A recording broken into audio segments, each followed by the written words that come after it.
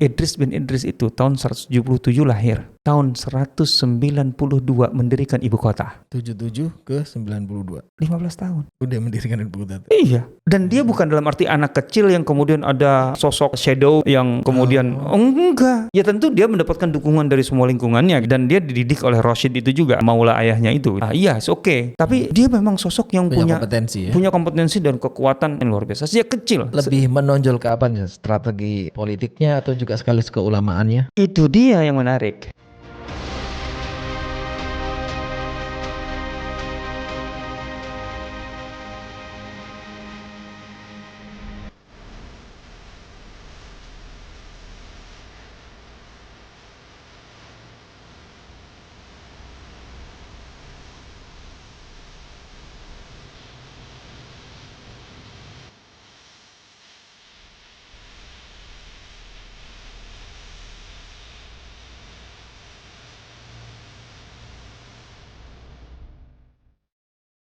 Assalamualaikum warahmatullahi wabarakatuh. Alhamdulillah wassalatu wassalamu ala rasulillah wa ala alihi wa ashabihi wa mawal wa ba'd.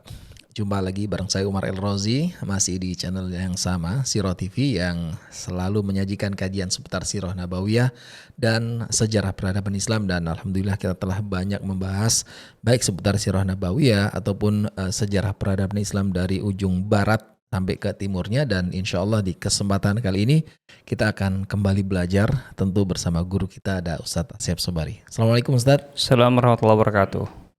Ini kayaknya bawa oleh-oleh dari Maroko Spanyol nih. Banyak oleh-olehnya. Berapa hari kemarin Ustadz? Alhamdulillah totalnya sih 16 hari. 16 hari. Udah dipotong perjalanan tuh ya? Dipotong perjalanan. Jadi paling banyak porsinya di mana? Maroko, Spanyol atau? Hampir berimbang lah, hampir berimbang sebenarnya. Tapi enggak, lebih banyak di Andalus sih, karena Maroko kan satu negara. Sementara Andalus itu bukan hanya Spanyol kan, kita juga ke Portugal. Oh iya.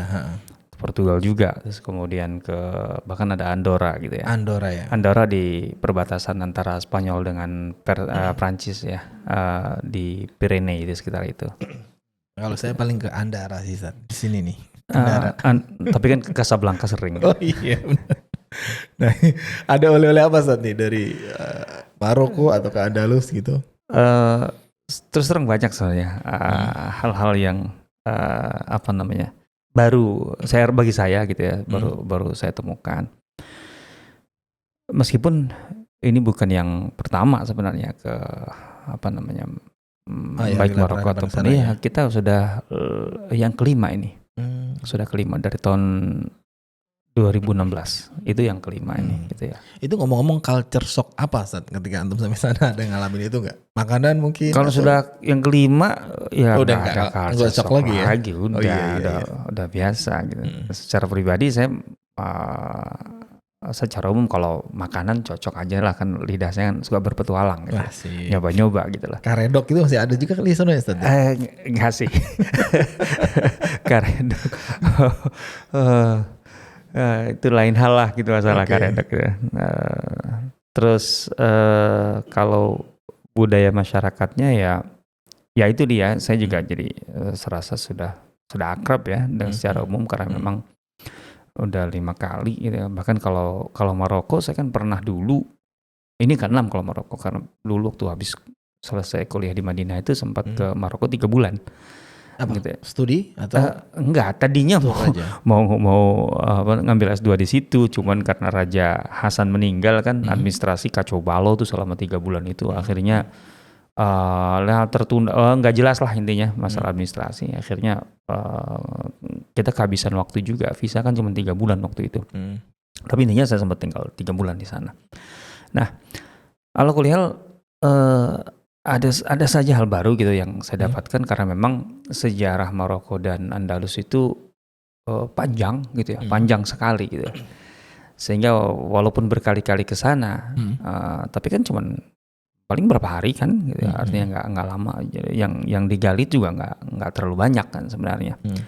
Dan kemudian juga studi literatur juga kita terbatas, karena memang literaturnya juga tidak banyak gitu. Dan saya temukan begini, bahwa ketika di FES saya sempat malam-malam itu menyempatkan bersama sahabat saya di sana, Kang Kusnadi itu, menembus kedinginan malam di Fes itu 3 derajat. -3? Enggak, 3 3? derajat. Oh. Enggak minus, enggak sampai minus 3. Untuk nyari buku gitu loh. Buku. Yang menarik itu maksudnya ternyata di toko buku di sana gitu, bagian sejarah Maroko dan Andalus itu, ini subjektif pribadi saya gitu. Saya mendapatkan sekian banyak buku yang susah didapatkan di timur gitu loh. Di timur itu kayak di Saudi gitu ya. Mungkin di Mesir ada kali ya. Tapi juga sulit ya. Kita pernah ke Mesir untuk nyari buku kan gitu. Itu juga nggak terlalu banyak kok sebenarnya gitu. Kita dapatkan juga. Artinya tetap yang dicetak di sana dan tidak sampai ke timur itu kayaknya banyak deh gitu ya. Dan itu yang menarik gitu loh, karena ada hal yang sangat spesifik gitu ya, yang digali dari sejarah Maroko dan Andalus gitu. Yang itu banyak tidak kita ketahui gitu. Dan ditulis oleh ulama Maroko. Iya, oleh ya candikan-candikan Maroko, riset-riset, disertasi dan sebagainya. Saya mendapatkan beberapa buku menarik sekali, dan masih ada beberapa buku yang dalam pesanan dan insya Allah akan datang. Wah, perlu tuh ada dalam list nanti seputar literatur. Ya, insya Allah gitu Okay. ya. Jadi itu selalu saya dapatkan ya. Yang tentu saja sebenarnya sudah umum diketahui sekalipun tidak ada hal-hal detail yang baru yang mendapatkan ya. Ya contohnya tentang kota Fes aja gitu ya. Kota Fes itu unik ya. Ini bisa dikatakan dalam sejarah Islam bisa dikatakan kota tertua yang masih menyisakan bangunan otentiknya, aslinya sampai hari ini. Atau secara umum desain umumnya lah gitu ya. Desain kotanya. 1000 tahun? 1200 tahun lah. Kota Fes itu dibangun pada tahun 192 Hijriah. 192. Jadi belum 200 tahun. Sekarang kita 1446 ya. Tempat 7 sekarang. Belum ngecek lagi. Maksudnya udah 1200 tahun lebih. Iya. Gitu ya. Nah, yang menariknya adalah kota yang dibangun dari 1200 tahun itu masih menyisakan katakanlah beberapa bangunan asli gitu ya. Atau setidaknya desain besarnya itu loh. Tata kotanya itu loh. Itu masih otentik gitu loh. Itu kan yang sulit kita dapatkan. Mekah sudah tidak begitu lagi kan. Tidak seperti yang di masa Rasulullah SAW gitu. Sudah enggak gitu loh. Madinah juga enggak kan gitu loh. Sudah walaupun ke daerah atau ke pelosoknya juga enggak ada sudah gitu loh. Udah bentuk dar-dar yang kayak udah susah gitu loh. Susah gitu. Tapi kalau apa namanya Fes itu masih gitu loh. Itu yang, dan itu hanya di Fes atau di kota-kota Maroko lain, Zat? Yang tertua tentu Fes yang menariknya. Gitu loh. Karena kota-kota yang lainnya dibangun belakangan gitu ya. Ya kan dari semua kota Maroko itu Fes itu ibu kota pertama ya dalam sejarah Islam. Jauh sebelum Rabat berarti ya? Jauh, Rabatnya belakangan jadi ibu kota itu setelah pendudukan Perancis kan. Jadi di Maroko itu dalam sejarah Maroko, sejarah Islam ya, maksudnya setelah Islam masuk ke Maroko gitu, ada 4 ibu kota ya, yang pernah dibangun dan dijadikan ibu kota di Maroko. Pertama Fes, kedua Marrakesh, ketiga Meknes, keempat Rabat. Gitu. Nah, Casablanca tidak termasuk? Bukan, Casablanca pelabuhan, kota industri, kota perdagangan. Enggak pernah jadi ibu kota, enggak pernah. Dan itu kan terkait erat dengan Perancis ya, pendudukan Perancis. Jadi baru aja itu mah muda, gitu ya. Tapi yang 4 ini gitu. Nah, dari yang 4 ini tentu saja yang paling klasik sekali itu adalah Fes. Dan dalam sejarahnya gitu 1200 tahun itu Fes itu kan hampir ya artinya hampir 1000 tahun, mungkin 800-an tahun jadi ibu kota statusnya. Paling tua. Paling lama, paling tua dan paling lama jadi ibu kota Fes itu. Jadi itu sisi menariknya gitu lah. Nah, kalau kita bicara tentang perkembangan Islam di Maroko, betul Islam masuk ke Maroko lebih awal dari berdirinya kota Fez, gitu ya. Ya Tariq bin Ziyad aja kan sudah menjadi wali kota Tanger gitu kan. Itu kan di abad pertama, di tahun 90-an dia memimpin pasukan kaum muslimin ke Spanyol kan, ke Iberia itu. Itu Tariq bin Ziyad. Berarti kan Islam sudah masuk ke Maroko itu udah lama gitu ya. Cuman tentu saja belum ada daulah Islam yang betul-betul berdiri sendiri di Maroko sampai kota Fez berdiri atau didirikan, gitu loh. Ini yang menarik dalam arti kalau kita berbicara tentang sejarah Islam di Maroko, gitu ya, dan kerajaan Islam di Maroko, maka yang pertama adalah Fez sebagai ibu kotanya, gitu loh. Nah, dan itu di masa setelah Bani Umayyah tentu saja. Kan ketika Bani Umayyah itu seluruh wilayah Islam berhasil dikendalikan dalam satu wilayah administrasi Islam Bani Umayyah dengan pusat di Damaskus ya. Damaskus yang baru saja bebas ataupun lepas gitu ya dari rezim Bashar Assad. Nah, dan memang satu-satunya gitu ya, katakanlah dinasti. Kita bicara dinasti kan mulainya dari Bani Umayyah ya, karena sebelumnya kan Khulafaur Rasyidun kan. Satu-satunya dinasti dalam Islam yang bisa mengendalikan seluruh wilayah Islam di bawah satu payung katakanlah khilafah, itu hanya Bani Umayyah. Setelahnya nggak? Setelah nggak pernah. Abbasiyah kan besar juga. Iya besar. Tapi Abbasiyah itu ketika mereka berhasil mengalahkan Bani Umayyah, itu tidak bisa mengendalikan wilayah Islam yang sebelumnya berada dalam kendali Bani Umayyah. Termasuk di wilayah Maghrib tadi. Yes. Paling ujung ke barat, Abbasiyah itu sampai di Tunis dan sebagian Jazair. Itu kan sudah masuk Maghrib disebutnya. Iya, sudah masuk Maghrib gitu ya. Tapi secara wilayah administrasi Abbasiyah paling gitu. Itu pun di bagian ujungnya, di bagian Tunis dan sebagian Jazair itu sebenarnya ada daulah atau katakanlah dinasti Aghalibah gitu ya. Itu yang sebenarnya bisa dikatakan bukan lagi separuh tapi hampir sepenuhnya independen secara atau otonom secara administrasi sebenarnya. Cuma secara simbolis mengakui Abbasiyah sebagai pusat khilafah. Itu aja. Tapi secara administrasi semuanya mereka urus sendiri kok gitu loh. Gitu loh.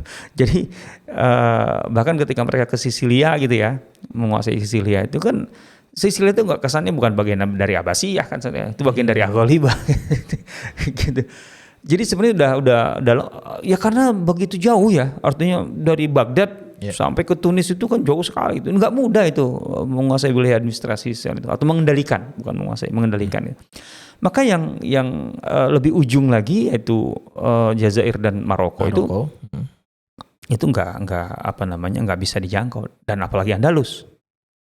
Makanya dari situ gitu, keturunan Bani Umayyah yang lolos dari Abbasiyah gitu, itu kan berhasil masuk ke Andalus kan, dan kemudian mendirikan Bani Umayyah Andalus kan, itu dimulai oleh Abdurrahman Ad-Dakhil kan, itu ceritanya.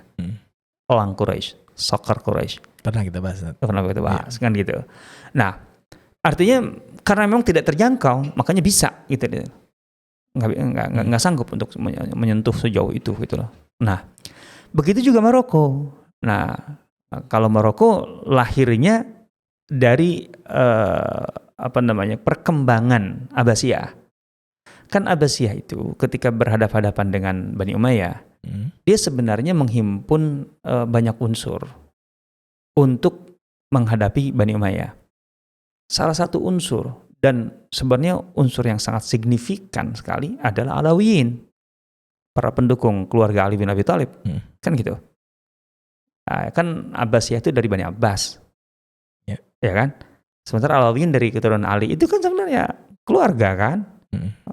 Sepupuan itu, atau kalau Bani Abbas di sini adalah Abbas bin Abdul Muttalib, berarti paman dan ponakan kan sebenarnya, Ali bin Abi Thalib kan, gitu loh.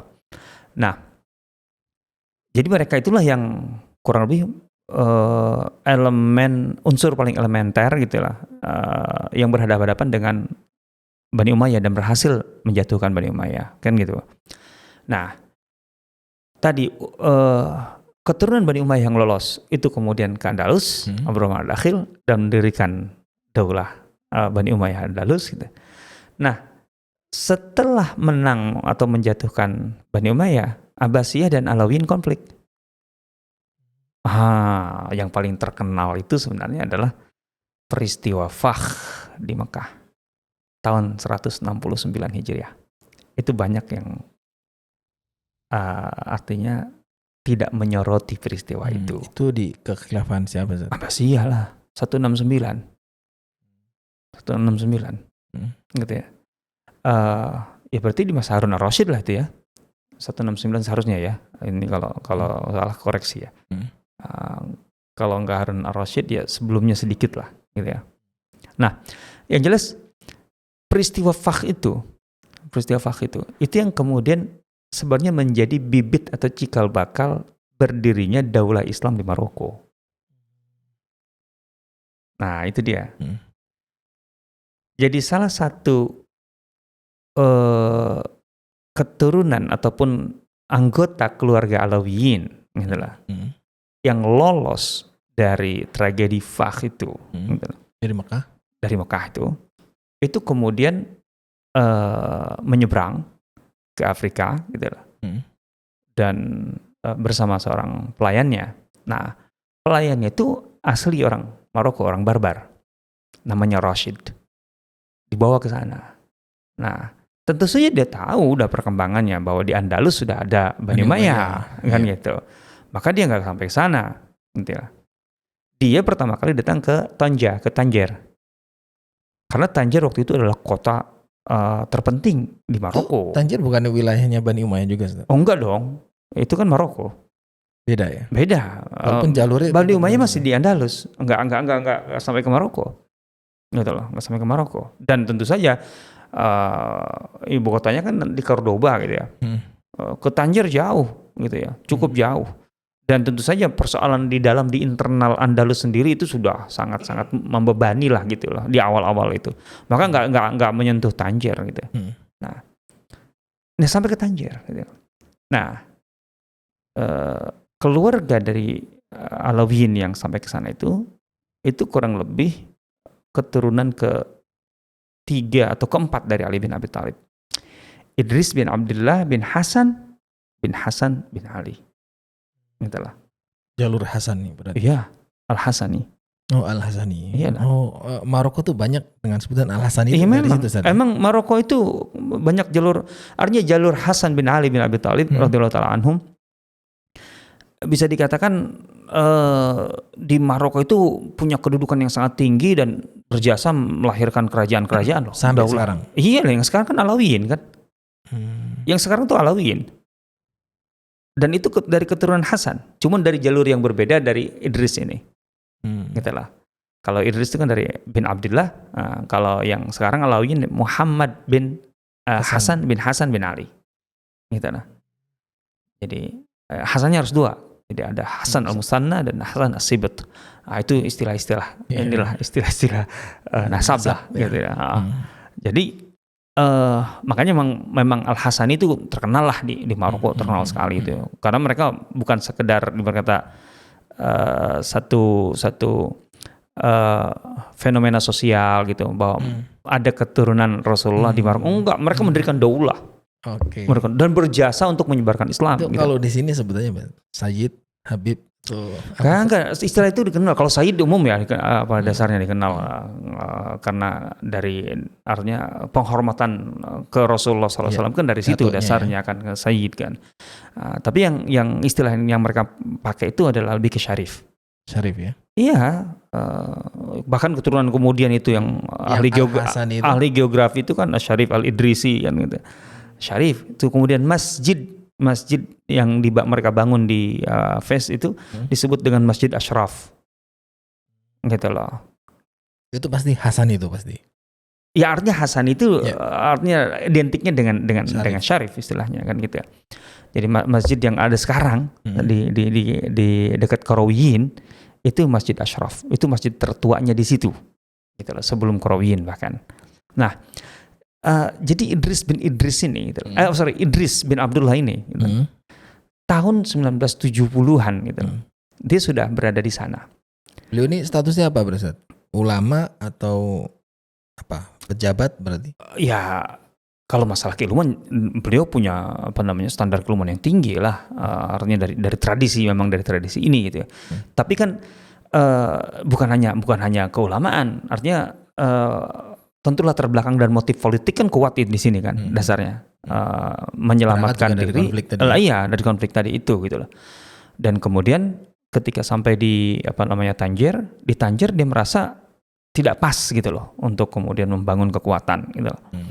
Maka dia kemudian pindah ke dalam, agak ke dalam gitu loh. Yaitu ke dekat Fes sekarang.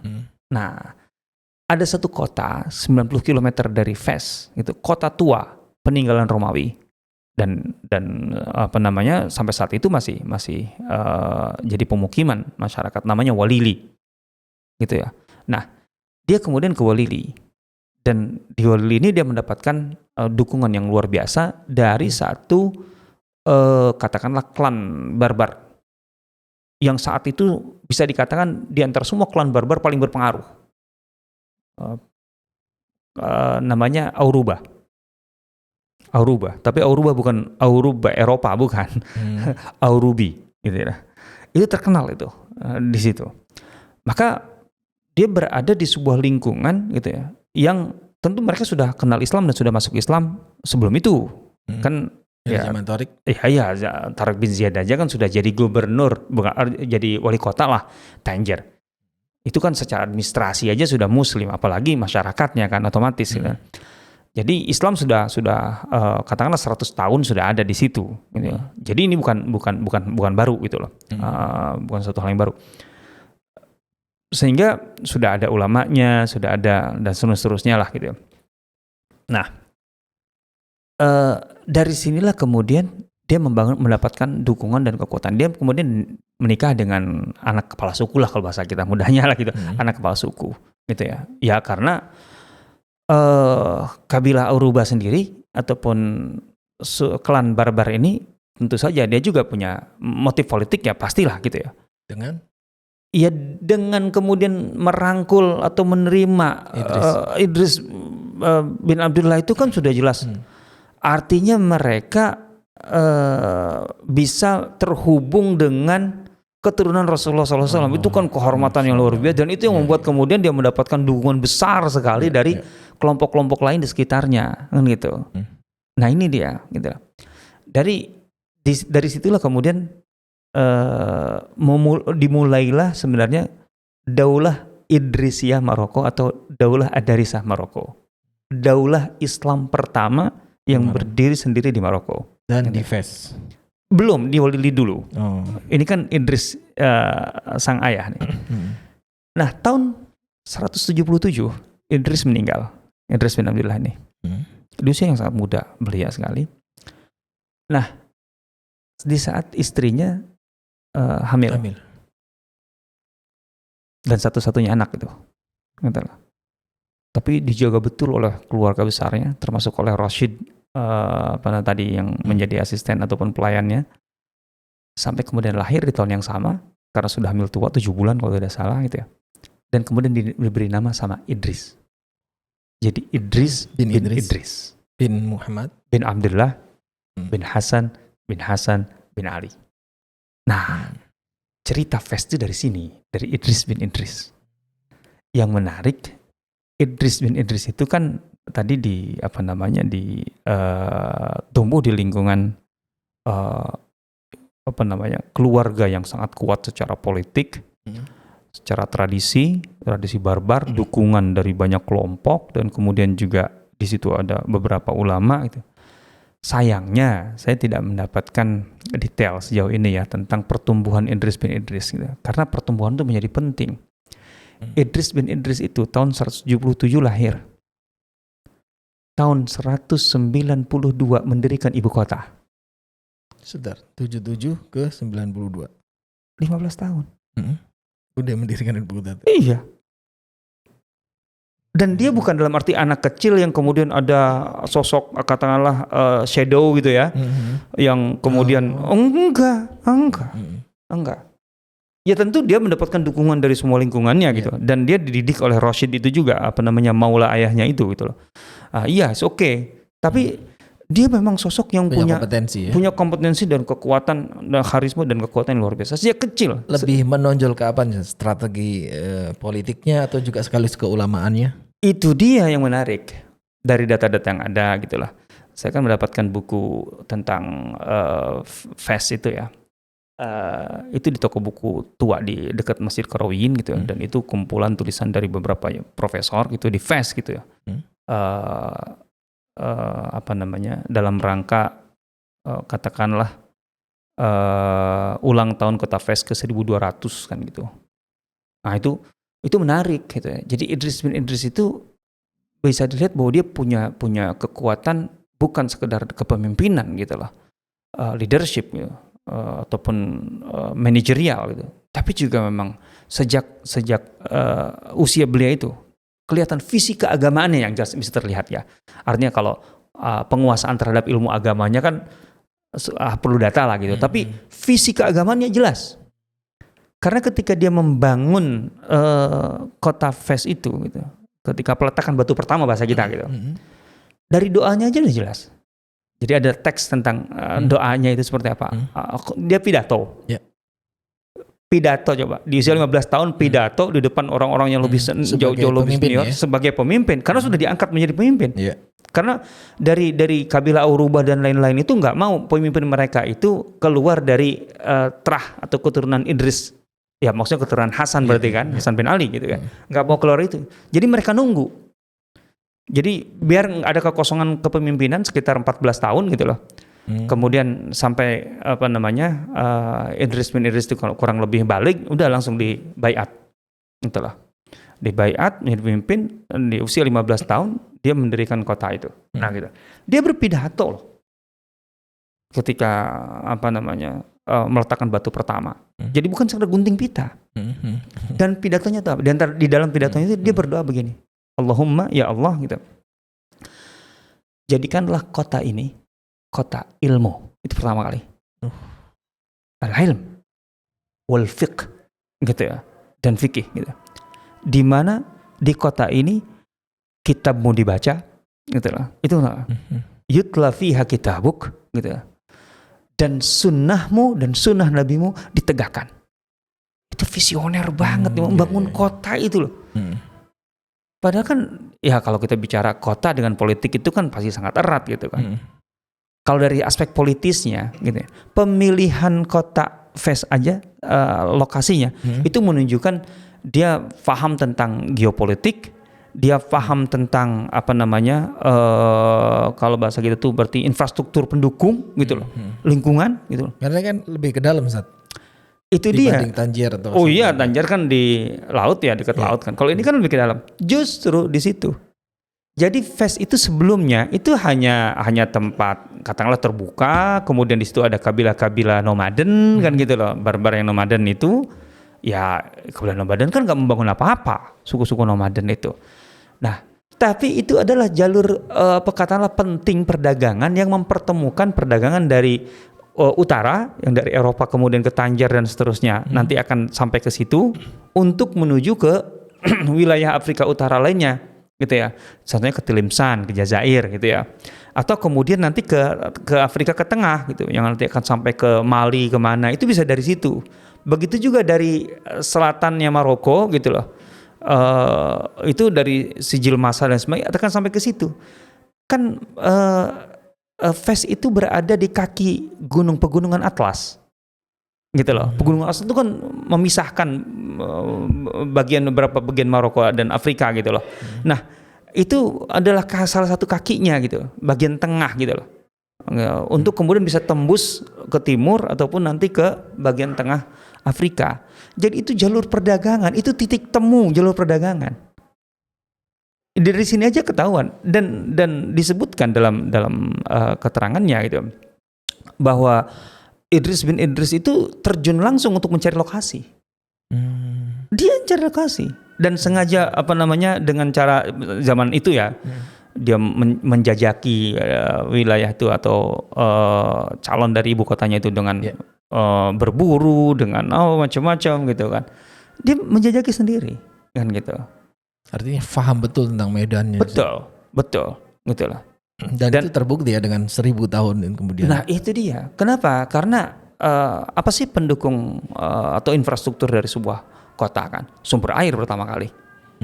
Sumber air. Dan kemudian lahan pertanian harus subur kan gitu. Karena penting untuk logistik dan sebagainya. Itu Fez memiliki itu semua. Fez itu sekarang pun dibelah oleh sungai kan, gitu loh. Dibelah. Jadi ada berbukit-bukit, ada sungai gitu loh. Dan kemudian mata airnya banyak di situ, gitu loh. Jadi dari situ kemudian dia melihat bahwa kebutuhan mendasar dari sebuah kota akan terpenuhi. Dan kemudian lahan di sekitarnya subur sekali, gitu loh. Untuk ditanami sekarang kan zaitun apa semuanya. Ada foto-foto saya sih di ketinggian panorama di panorama di Fez itu. Secara culture gimana Zat? Fez itu lebih dekat ke mana? Ke Marokonya sendiri atau ke Arab atau malah kayak kan barbar. Itu semuanya lingkungan barbar itu sebuah suku ya, etnik ya. Bukan sifat. Bukan. Gitu. Itu kan suku-suku barbar itu. Gitu. Kalau Casablanca kan udah Eropa banget kesana kan setara. Ya karena kan terkait erat dengan Prancis masuk. Kan, kalau ini Fez kayak gitu juga nggak? Ya enggak lah sekarang enggak. Fez mah terasa sekali ya, klasiknya, tuanya terasa. Itu yang membuat kemudian kita asik di situ jadi serasa apalagi masuk ke kota tuanya itu serasa di dunia yang berbeda gitu. Termasuk itu tadi doanya Idris bahwa tempat pengajian apa bahasa gitu. Terbukti. Sampai sekarang masih Zat? Sampai sekarang yang namanya Fez itu adalah kota spiritual, kota ilmu, gitu loh. Dan bukan hanya ilmu agama, gitu loh. Ilmuwan-ilmuwan besar lahir di Fez, gitu ya. Seperti? Fez itu kan tumbuh sebagai kekuatan politik dan kemudian kekuatan keilmuan. Dan keilmuan terutama setelah keberkahan dari Fatimah Al-Fihri itu yang dengan Qarawiyinnya itu. Yang kampus ini ya. Tertua. Ada yang menarik. Jangankan katakanlah sekelas Ibnu Khaldun. Ibnu Khaldun ngajar di Fez, di Qarawiyyin. Lisanuddin Ibnu Khatib. Kemudian lain-lain lah. Ibnu Banna itu matematikawan. Buku-bukunya puluhan buku tentang matematika, kedokteran, terutama matematika. Itu kan diterjemahkan ke dalam bahasa Eropa, gitu loh. Jadi rujukan Eropa. Bahkan di Fez itu kan subhanallah Jurumiyah lahirnya di situ di Fez.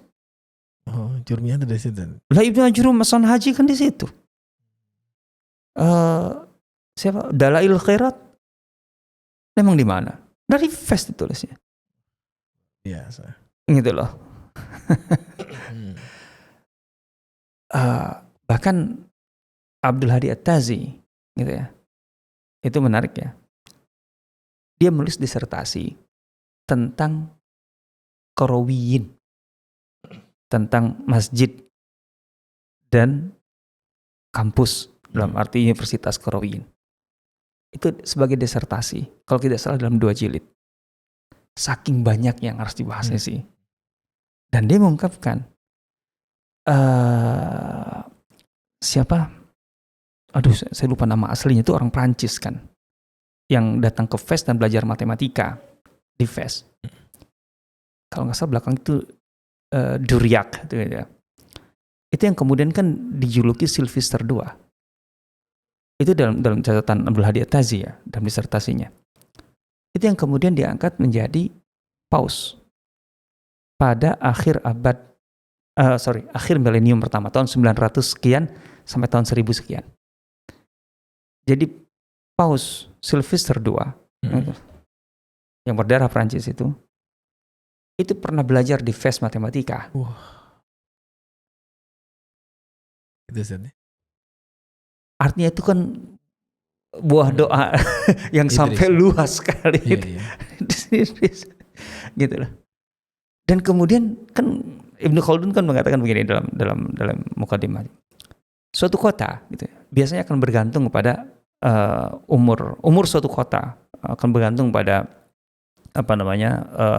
dinasti ataupun daulah yang mendirikannya gitu. Tapi ada beberapa pengecualian gitu ya.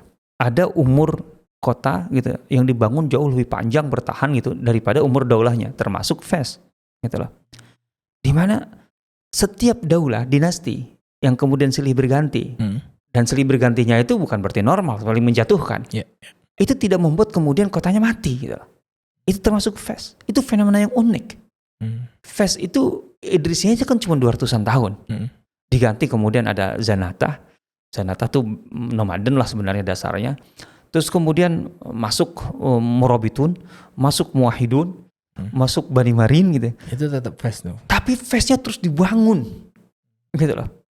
Fesnya terus dibangun, dikembangkan nih. Jadi nggak diruntuhkan gitu. Walaupun prosesnya proses pertarungan gitu. Bahkan di zaman Muwahhidun itu kalau tidak salah Abdul Mukmin itu ketika dia melihat ada dinding pemisah antara dua bagian dari Fes, malah dia hilangkan untuk kemudian membuat lebih mudah komunikasi, interaksi dan perkembangan. Kemudian setelah itu kan beberapa bagian benteng-benteng luarnya itu kan roboh karena perang dan sebagainya. Orang-orang minta bangun lagi lah. Kata dia nggak usah. Ini kata Abdul Mukmin, salah satu Sultan Muwahhidin. Kenapa? Karena yang akan jadi bentengnya adalah pedang kita dan keadilan. Prinsip tuh. Iya, artinya pedang kan pertahanan. Gitu.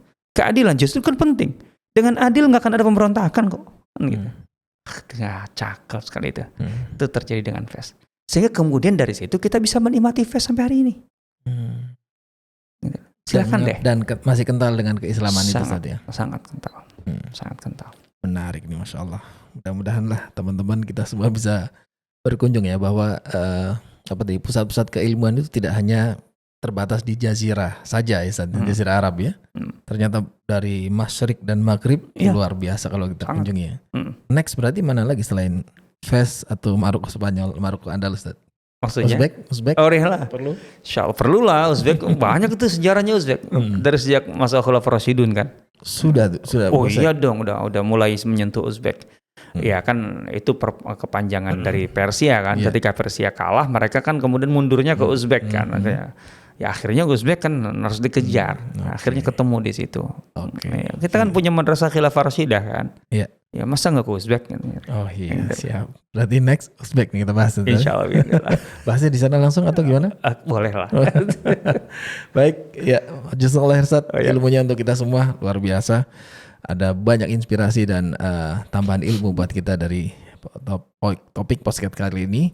Semoga bisa juga diambil faidahnya. Subhanakallahumma bihamdika asyhadu an la ilaha illa anta astaghfiruka wa atubu ilaik. Assalamualaikum warahmatullahi wabarakatuh. Waalaikumsalam warahmatullahi wabarakatuh. Para penonton yang budiman, terima kasih telah menyimak sajian dari Sirah TV. Semoga menjadi jalan terbaik Anda untuk lebih dekat dengan Rasulullah sallallahu alaihi wasallam.